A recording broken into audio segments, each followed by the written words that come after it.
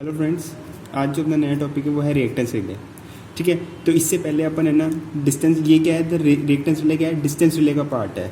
ठीक है, distance relay में अपन ने सबसे पहले पढ़ा था इम्पीडेंस रिले। आज अपन पढ़ने जा रहे रिएक्टेंस रिले और कल अपन पढ़ेंगे मोह रिले।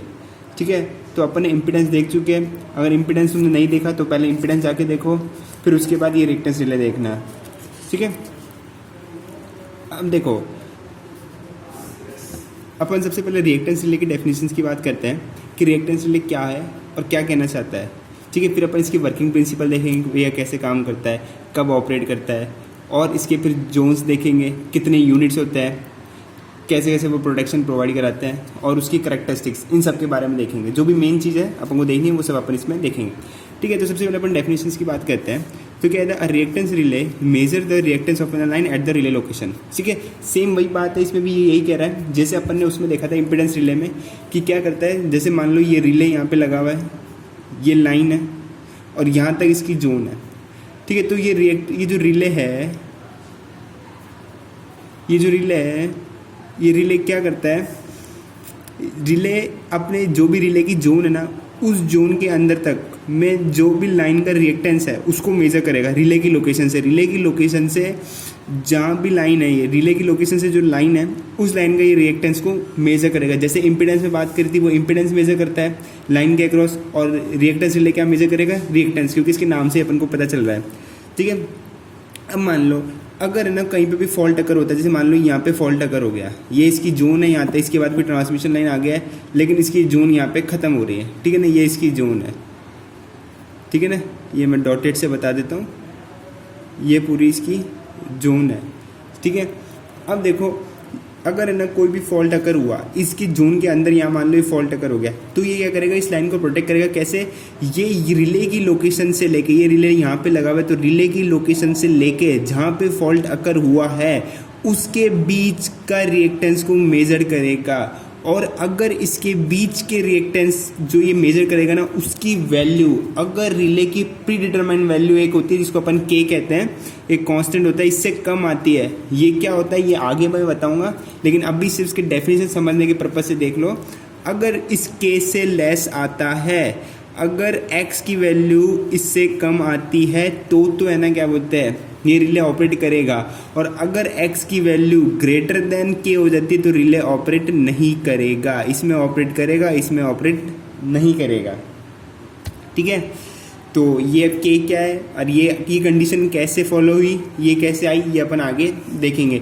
तो सीधी सी बात है, डेफिनेशन यही कहती है, अगर इसकी जोन के अंदर कहीं पे भी फॉल्ट अकर होता है, और तो वो जहाँ पर फॉल्ट हुआ है वो वाली जगह और जहाँ पर रिले लगा हुआ है वो जगह, उन दोनों के बीच का जो रिले रिएक्टेंस को मेजर करेगा, उसकी जो मेजर्ड वैल्यू है रिएक्टेंस की, वो अगर रिले की सेटिंग की प्री डिटरमाइंड वैल्यू जो के है उससे कम आता है तो रिले ऑपरेट करेगा, और ज़्यादा आता है तो रिले ऑपरेट नहीं करेगा। सिंपली रिएक्टेंस रिले ये होता है। ठीक है, अब अपन रिएक्टेंस रिले के सर्किट डायग्राम से समझने की कोशिश करते हैं, इसके डायग्राम देखते हैं, उससे समझने की कोशिश करते हैं कि ये कैसे रिले ऑपरेट कर रहा है। तो अपन उसकी वर्किंग प्रिंसिपल की बात करते हैं अब। ठीक है, ये डेफिनेशन का पार्ट खत्म हो गया, अब अपन वर्किंग प्रिंसिपल की बात करते हैं। देखो ये रिले है, अब इस रिले में क्या होता है, इंडक्शन कप ये यूज़ होती है। ठीक है ना, इंडक्शन कप कॉइल है, डिस्क टाइप होता है ये। ठीक है ना, ये है। अब इसमें यहाँ पे 4 कॉइल है, 1 2 3 4, जिसको मैंने नाम दे दिया P1 P2 P3 P4। अब क्या होगा, अब जो है ना ये जो P1 P2 P3 ये सब आपस में सीरीज़ है, लेकिन इसका कनेक्शन थोड़ा सा अलग है। देखो ये ऐसे, लेकिन ये ऐसे है, क्यों, और है ना क्या बोलते हैं, इस तीनों कॉइल में कौन सा करंट आई फ्लो करा रहे हैं, और एक अलग से कॉइल है P4 जिसमें अपन वोल्टेज प्रोवाइड करा रहे हैं। ठीक है ना, ये अपने यहाँ पे वोल्टेज प्रोवाइड करा रहे हैं। ठीक है, अब इस वोल्टेज के सीरीज में ना फेज एंगल एडजस्टमेंट सर्किट लगा हुआ है। ठीक है, और करंट वाला ये जो कॉइल है, इस कॉइल में फेज शिफ्टिंग सर्किट लगा हुआ है। अब ये फेज शिफ्टिंग सर्किट क्यों लगाया है यहाँ पे, उसका मेन रीज़न ये है, P1 P2 है ना, ये जो कॉइल जो फ्लक्स प्रोड्यूस करेगी, वो फ्लक्स और इसका जो फ्लक्स प्रोड्यूस होगा वो आउट ऑफ फेज होंगे। ठीक है, उसमें क्या होंगे, दोनों एक दूसरे से आउट ऑफ फेज होंगे। उसके कारण ये देखो यहाँ पे मैंने लिखा हुआ भी है, right handed pole is out of phase with that in the upper end the lower pole. जो फेज अपर और लोअर पोल में है उससे जो P3 है वो आउट ऑफ फेज होगा। ठीक है, इस फेज शिफ्टिंग सर्किट के कारण, इसलिए अपन ने यहाँ पे फेज शिफ्टिंग सर्किट लगाया है। क्यों आउट ऑफ फेज कराया है? आउट ऑफ फेज इसलिए कराया, अगर ये इसी के फेज में होगा तो ये जब इससे इंटरेक्ट करेगा ना, तो है ना क्या बोलते हैं, एक अपन को क्वांटिटी चाहिए ऑपरेटिंग क्वांटिटी, वो ये ऑपरेटिंग क्वांटिटी जनरेट ही नहीं करेगा। अब वो ऑपरेटिंग क्वांटिटी जनरेट नहीं करेगा तो रिले में, चाहे रिले की जगह पर फॉल्ट अगर हो जाए या उससे कितना ही दूर हो जाए, रिले काम करेगा ही नहीं। तो रिले को वर्क कराने के लिए इन दोनों का जो फेज है वो इससे आउट ऑफ फेज होना चाहिए, यानी 180 डिग्री का फेज डिफरेंस होना चाहिए, ठीक है। अब बात करते हैं, और ये यहाँ पे एक फेज एंगल एडजस्टमेंट है। अब ये phase angle adjustment voltage coil में क्यों लगाया है? क्यों? क्योंकि जब इसका अपन डेरिवेशन करेंगे ना, तो जो है ना क्या बोलते हैं, रिएक्टेंस रिले है ना, वो फेज एंगल पे भी डिपेंड करती है, फाई की वैल्यू पे डिपेंड करती है, मतलब फाई की वैल्यू पे डिपेंड भी करती है। अपन ने इम्पीडेंस देखा था, इम्पीडेंस का सीधा फॉर्मूला आया था जेड के, जेड लेस देन के, और जेड का फॉर्मूला सीधा था V/I, उसमें कोई भी फेज डिफरेंस नहीं था, साइन फाई कॉस फाई कुछ भी नहीं था।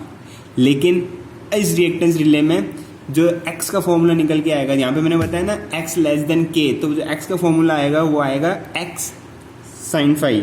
इसका मतलब वो फेज एंगल पे भी डिपेंड कर रहा है, इसलिए यहाँ पे अपने फेज एंगल एडजस्टमेंट लगा रखा है। तो ये फेज एंगल क्या है? वोल्टेज और करंट के बीच का फेज डिफरेंस, ठीक है ना, उसको एडजस्ट करने के लिए। अब एक चीज़, जो रिएक्टेंस रिले है ना, वो है ना रजिस्टेंस पर वेरी नहीं करता, मतलब रजिस्टेंस जो लाइन है ना उसके रजिस्टेंस पर डिपेंड नहीं करता, रजिस्टेंस पे डिपेंड नहीं करता, मतलब रजिस्टेंस की कोई भी वैल्यू हो रिएक्टेंस रिले पे उसका कोई फर्क नहीं पड़ता, यानी रिएक्टेंस रिले इंडिपेंडेंट होता है किसके? रजिस्टेंस से। इसलिए मैंने तुम्हें जब पार्ट फर्स्ट में बताया था तो मैंने ये बताया था कि जो है ना रिएक्टेंस रिले है उसमें जो मेजरिंग क्वांटिटी होती है वो रिएक्टेंस होती है और वो रजिस्टेंस पे डिपेंड नहीं करती, ठीक है। अब देखो, जब अपन इसमें करंट प्रोवाइड कराएंगे तो मैंने तुम्हें बताया कि जो P3 है वो आउट ऑफ फेज होगा P1 P2 से, तो जो P1 और P2 है इसको मैंने कह दिया अपर पोल लोअर पोल। अब ये दोनों में क्या प्रोड्यूस होगा? ये एक पोलराइजिंग फ्लक्स प्रोड्यूस करेगी। अब इनके कारण जो पोलराइजिंग फ्लक्स होगा ना, और फिर P3 भी एक फ्लक्स प्रोड्यूस करेगी, तो ये आउट ऑफ फेज में है, तो यानी जो P1 और P2 जो फ्लक्स प्रोड्यूस करेगी ना उसको, उससे इंटरेक्ट होगा P3 का फ्लक्स, और ये P3 आउट ऑफ फेज है तो इसके कारण ये इससे इंटरेक्ट करेगा ना, तो इंटरेक्ट करने के कारण तो ये जो है ना P3 है ना, ये क्या प्रोड्यूस करेगा? Operating torque. ये मैंने लिखा है, जो करंट कॉइल है वो प्रोड्यूस करेगी ऑपरेटिंग टॉर्क, ठीक है ना। और ये जो वोल्टेज में कॉइल है P4, ये जब फ्लक्स प्रोड्यूस करेगी, वो जब फ्लक्स P1 और P2 के फ्लक्स से इंटरेक्ट होगा तो क्या प्रोड्यूस करेगा? री स्टीयरिंग टॉर्क। यानी इस कॉइल का P3 का जो फ्लक्स है वो इन दोनों के फ्लक्स से जब इंटरेक्ट करेगा तब ऑपरेटिंग टॉर्क प्रोड्यूस करेगा, और जब वोल्टेज कॉइल का फ्लक्स इन दोनों के फ्लक्स से इंटरेक्ट करेगा तो री स्टीयरिंग टॉर्क प्रोड्यूस करेगा, ठीक है। यानी ये देखो मैंने यहाँ लिखा है P1 and P2 produce polarising flux, P3 flux interact with P1 and P2 then flux to produce operating torque, P4 flux interact with P1 and P2 flux to produce restraining torque, ठीक है। अब देखो operating torque में कौन सी quantity है? Current. तो जो operating torque हो जाएगा T1 वो क्या हो जाएगा? K1I², और जो है ना क्या बोलते हैं T2 टॉर्क है जो इस वोल्टेज कॉइल के कारण आ रहा है वो क्या हो जाएगा? T2 = K2VI cos 90 - 5 - K3, और जो K3 क्या है? T3 टॉर्क है। ये मैंने K3 यहाँ लिख दिया, इसे यहाँ नहीं आना चाहिए था, ये इसको हटा दो, ये मैंने K3 अलग से लिख दिया। ये तो क्या आता है? टोटल टॉर्क हो जाएगा, तब आएगा, ठीक है। तो टोटल टॉर्क की वैल्यू क्या हो गई? ठीक है, तो जो टोटल टॉर्क हो गया वो क्या हो गया? K1I² - K2VI cos 90 - 5 - K3। अब ये अपन क्या करते हैं? K3 को ना नेग्लिजिबल कर देते हैं, K3 को हटा देते हैं, ठीक है ना। ये थोड़ा एच दिख रहा होगा, K3 को हटा देते हैं। क्यों? क्योंकि जो K3 है ना वो क्या है? स्प्रिंग कांस्टेंट है, जो कि बहुत कम होता है, वेरी स्मॉल होता है ना। इसलिए अपन इसको क्या करते हैं? नेग्लिजिबल कर देते हैं, ठीक है ना। वेरी स्मॉल होने के कारण K3 को अपन क्या कर देते हैं? तो नेग्लेक्ट कर देते हैं, ठीक है। तो वही अब देखो, तो अपने यहाँ से एक फॉर्मूला आ जाएगा। अब cos 90 - 5 क्या पता है? सबको पता है cos 90 - 5 sin 5 होता है, तो ये आ जाएगा KI² - K2VI sin 5 - K3। तो यानी K3 तो स्मॉल होता है, तो अपन इसको क्या कर देंगे? नेग्लेक्ट कर देंगे। तो अपने पास ये दोनों क्वांटिटी बची। अब है ना रिले, अब अपन को मैंने तुम्हें बताया रिले ऑपरेट कब करेगा भैया? ये फ्लक्स हो तो सब प्रोड्यूस हो गए, तो रिले जब ही ऑपरेट करेगा जब ऑपरेटिंग टॉर्क ज़्यादा होगा, ठीक है ना। रीस्टीयरिंग तो उसको रोक के रख रहा है, उसको जो उसकी कंडीशन है वो उसी में रह रहा है, वो उसको अपोज कर रहा है ऑपरेट कराने से, तो जब वो उसको अपोज कर रहा है ऑपरेट कराने से, तो वो कैसे ऑपरेट करेगा? वो तो ऑपरेट जब भी करेगा ना जब उसका ऑपरेटिंग टॉर्क ज़्यादा होगा। एक अपन वही सेम एग्जांपल से बात करते हैं। अगर कोई बॉक्स है उस पर मैं फोर्स लगाऊंगा, तो जब मेरा फोर्स उस बॉक्स पे जो अपोजिट से लगने वाले फोर्स से ज़्यादा होगा तभी तो मेरा बॉक्स आगे खिसकेगा, नहीं तो मेरा बॉक्स आगे खिसकेगा ही नहीं, है ना। कोई भी अगर मैं बॉक्स को आगे खिसकाऊँ, जैसे मान लो ये मेरा बॉक्स है कोई, तो एक बॉक्स पे यहाँ पे भी फोर्स लग रहा होगा और एक बॉक्स पे मैं यहाँ से फोर्स लगा रहा हूँ, जैसे मैं मी लिख देता हूँ, ये मैं फोर्स लगा रहा हूँ। तो ये वाला जब फोर्स इस फोर्स से ज़्यादा होगा, यानी ये प्लस ज़्यादा होगा, तभी तो ये आगे खिसक पाएगा। अगर ये ज़्यादा हो गया तो ये आगे खिसक नहीं पाएगा, ठीक है ना। तो सेम कंडीशन भी यहाँ पे है, जब ऑपरेटिंग टॉर्क ज़्यादा हो जाएगा रीस्टीयरिंग टॉर्क से तभी रिले ऑपरेट करेगा। तो वो मैंने यहाँ कर दिया भैया, operating torque is greater than the restoring torque. तो ऑपरेटिंग टॉर्क की क्वांटिटी क्या थी? KI² greater than K2 VI sin phi, ठीक है ना। अब ये देखो I से एक I कट गया, अब रिएक्टेंस है ना, तो वही वो V/I। तो अब ये देखो ये I² को नीचे भेज दिया तो एक I से एक I कट गया तो V/I हो गया, और K2 को इधर भेज दिया तो ये क्या हो गया? V/I sin phi less than K1/K2। नहीं समझ में आया तो देखो मैं तुम्हें यहाँ करके इधर करके बता देता हूँ। अगर नहीं समझ में आया तो देखो ये क्या हो गया, K1 ऐसे ही एज इट इज हो गया, इस I² को मैं इसके नीचे भेज दिया, यानी K1 greater than K2 VI/I² sin phi। अब ये I² है यानी 2 है, इसको मैं ऐसे लिख सकता हूँ I × I² है, तो एक I से एक I कट गया, ये V/I बच गया।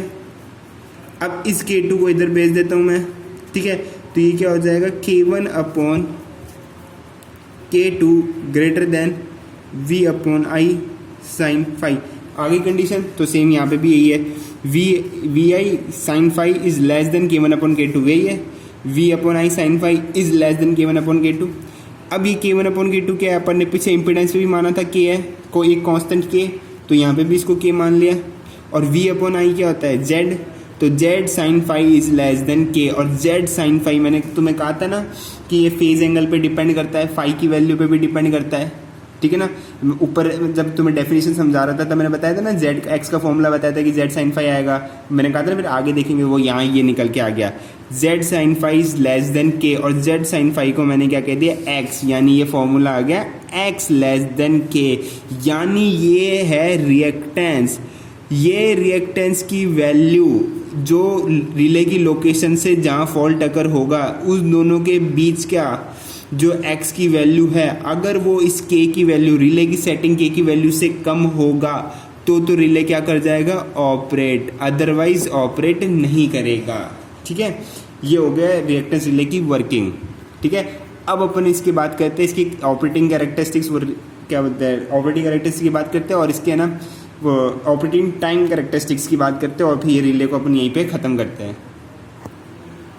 अब ये देखो, ये है रिले की operating characteristics of reactance relay है, और ये reactance relay with starting unit. अब ये स्टार्टिंग यूनिट क्या है, ये कंसेप्ट मैं बाद में बताऊंगा, इसको एक बार भूल जाओ, सिर्फ इस पे ध्यान दो। पहले अपन को इस पे ही फोकस करना है, ठीक है।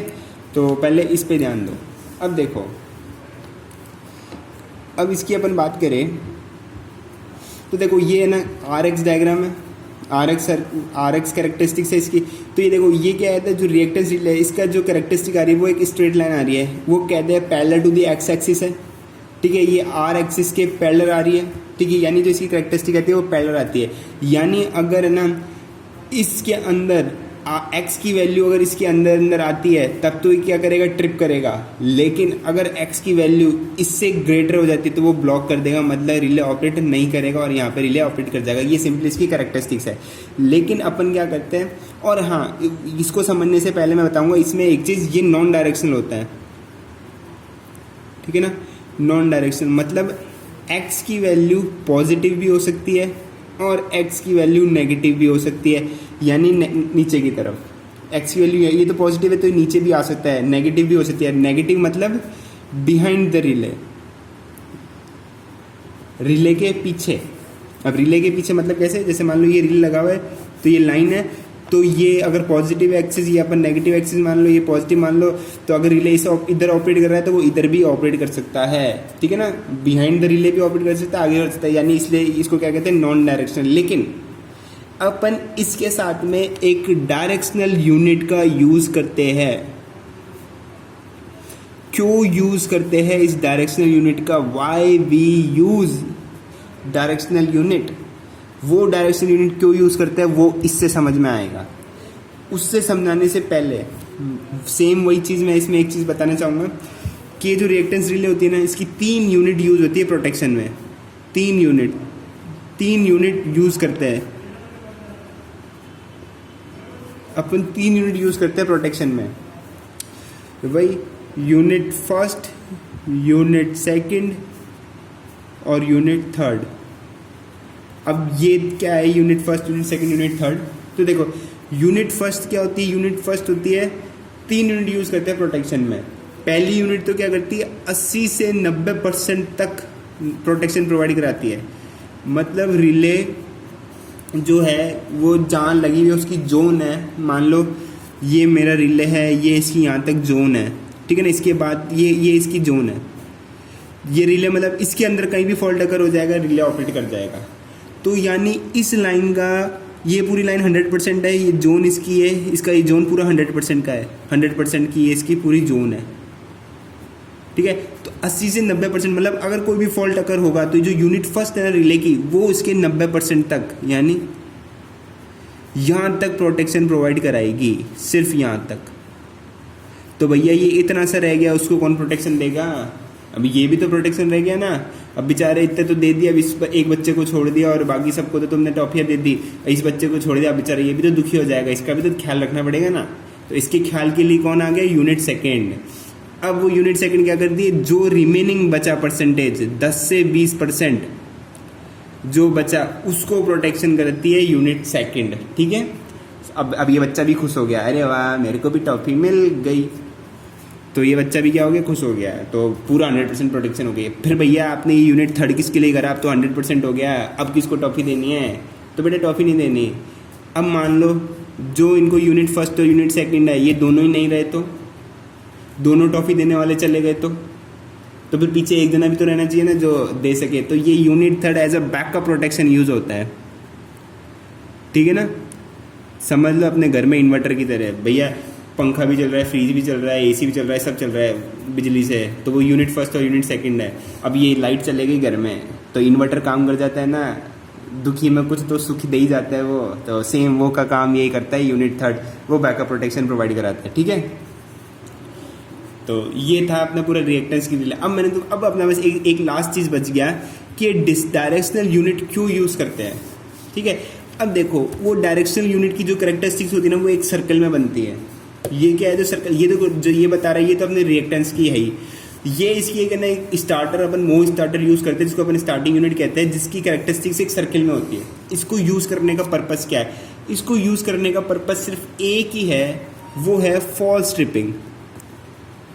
कि भैया अपना रिले है ना, फॉल्ट ना होते हुए भी अगर ट्रिप कर जाता है तो उससे बचाने के लिए, मतलब गलत ट्रिप होने से बचाने के लिए अपन इस रिएक्टेंस रिले में एक स्टार्टिंग यूनिट का यूज़ करता है। भैया गलत ट्रिपिंग से कैसे सेंस, भैया मेरे को तो समझ में नहीं आया, तो यार नहीं आया तो हम बैठे हैं ना, पूरा अच्छे से समझाएंगे तुम्हें।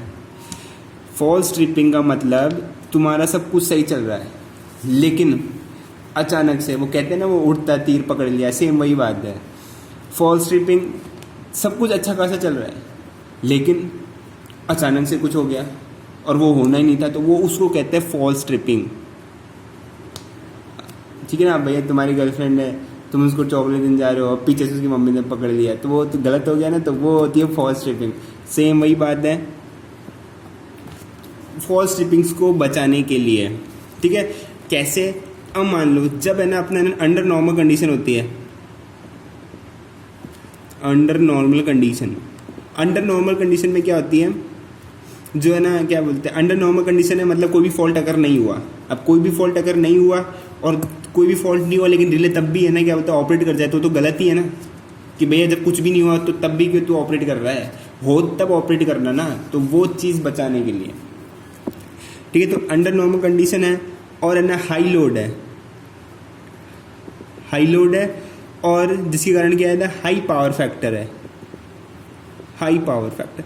अब हाई पावर फैक्टर होने के कारण क्या होगा, जो रिएक्टेंस की वैल्यू होगी वो कम होगी। क्योंकि देखो अपन को पता है cos y। पावर फैक्टर क्या होता है r अपॉन जेड। अब z क्या होता है under root of R square plus X square. ठीक है, अब आर रेजिस्टेंस पे तो कोई वेरी है ही नहीं, मतलब रेजिस्टेंस की वैल्यू पे तो डिपेंड कर ही नहीं रहा रिएक्टेंस रिले, तो वो किस पे पता है एक्स पे। अगर मेरे पावर फैक्टर ज़्यादा होगा तो मेरी इसकी वैल्यू कम होगी। अब इसकी वैल्यू कम होने के कारण क्या होगा, एक्स की वैल्यू कम हो गई। अब एक्स की वैल्यू कम हो गई तो जो एक्स की वैल्यू कम होने के कारण क्या होगा, ये एक रिले की जो प्री डिटरमाइंड वैल्यू है के उससे कम आ जाएगा, यानी x की वैल्यू लेस देन के हो जाएगी। और मैंने यही तो बताया था अगर x की वैल्यू लेस देन के हो गई तो ये तो ऑपरेट कर जाएगा। ऐसी कंडीशन इम्पिडेंस में नहीं थी, क्यों, क्योंकि इम्पिडेंस फेज एंगल पर डिपेंड नहीं कर रहा था। ठीक है, तो वो उसमें वो फॉल्स ट्रिपिंग की कंडीशन नहीं थी, लेकिन इसमें है भैया, इसमें तो क्योंकि वो डिपेंड कर रहा है फेज एंगल पे, तो x की वैल्यू लेस देन के हो जाएगी। अब x की वैल्यू लेस देन के होते तो अपना रिले ऑपरेट कर जाएगा, और रिले ऑपरेट कर जाएगा तो फॉल्स ट्रिपिंग होगी कि भैया कुछ भी गड़बड़ नहीं हुआ था लेकिन ये फिर भी रिले ऑपरेट कर गया। तो उससे बचाने के लिए, उस चीज़ से, ये फॉल्स ट्रिपिंग से बचाने के लिए अपन एक स्टार्टिंग यूनिट यूज़ करते हैं जो कि रिले को क्या करती है, फॉल्स ट्रिपिंग की कंडीशन से बचाती है। कैसे बचाती है, वो क्या करती है, उसका जब रिले अंडर नॉर्मल कंडीशन होते हैं ना, तो जो आर एक्स का ये सर्कल डायग्राम ना, इसके मतलब ये जो सर्किल है ना, इसके एरिया को कम कर देती है। इसके एरिया को कम करने के कारण क्या होता है, वो फॉल्स ट्रिपिंग प्रोवाइड नहीं हो पाती, फॉल्स ट्रिपिंग नहीं हो पाती। तो फॉल्स ट्रिपिंग की कंडीशन से बचाने के लिए अपन इस रिएक्टेंस रिले के साथ में एक स्टार्टिंग यूनिट का भी यूज़ कर सकते हैं। ये में भी सेमेस्टर में बड़ा क्वेश्चन आ सकता है कि why the reactance relay is use with the starting unit, क्या पर्पज है स्टार्टिंग यूनिट का यूज़ करने के। और मे भी 1-2 नंबर में है ना, क्या बोलते हैं, गेट और उसके क्वेश्चन में भी आ सकता है। तो ये था बताने के लिए। तो जनरली ये अपना पूरा रिएक्टेंस रिले फिनिश हो गया। अगर कोई भी डाउट हो या कुछ भी पूछना हो तो आप कमेंट सेक्शन में मेरे को बताएं, बाकी ये पूरा हो ही गया। तो धन्यवाद।